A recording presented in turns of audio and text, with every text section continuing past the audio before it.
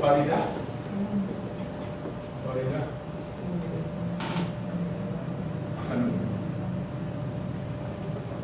And Farida Hanum.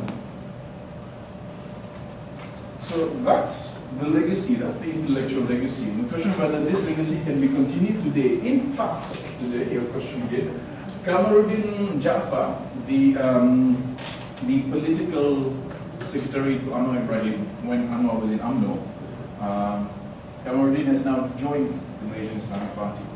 Now he's one of the few who have tried to revive the memory of Dr. Burhanuddin, but with great resistance from the Islamic Party. It's very interesting that Burhanuddin was the most important leader of the Malaysian Islamic Party from 56 to 69, and yet there's nothing produced by the Islamic Party about it.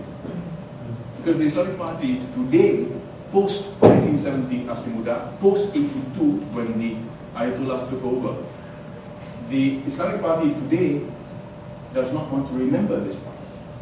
It does not want to remember the time when Burhanuddin was actually talking about Castro and Sukarno and Gamal Nasir.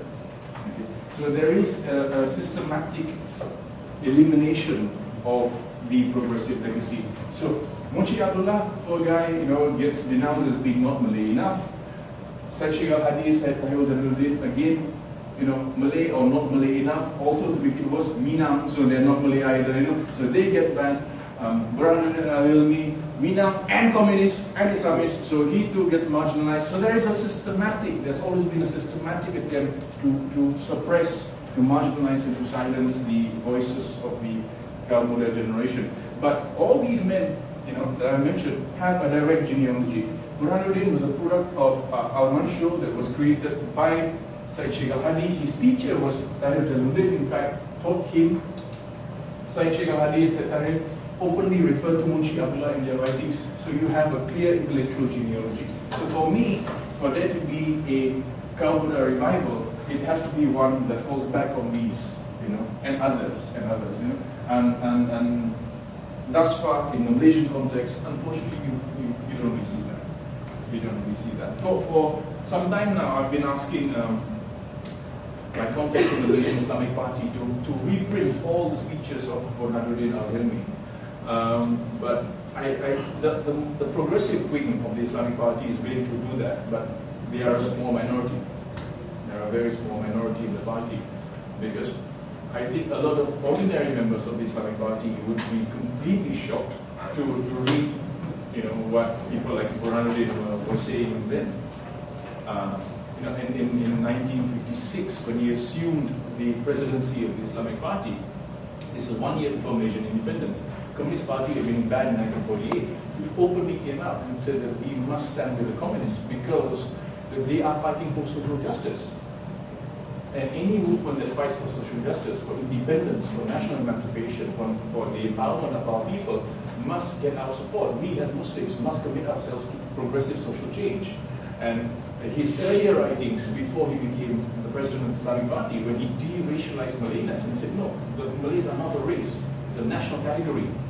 And he was asked this in an interview, and he said, well, then what about the Chinese and the Indian? And his reply was, and this is in his book, he said, if they are born in Malaysia, and they regard Malaysia as their home, then they are Malays. So what he's done is he's de-racialized Malayness. Malayness becomes a national category, becomes citizenship, rather than racial identity. Now, this sort of stuff, if reactivated today, you can imagine the political impact that it would have.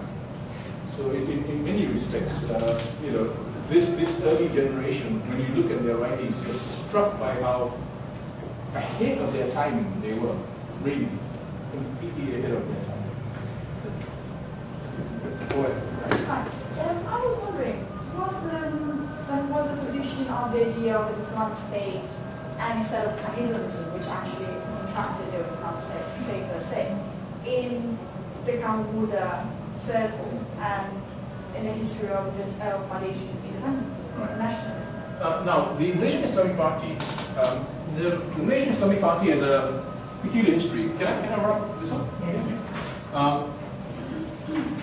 Because Malaysia is so small, we are all incestuous, so we're all related to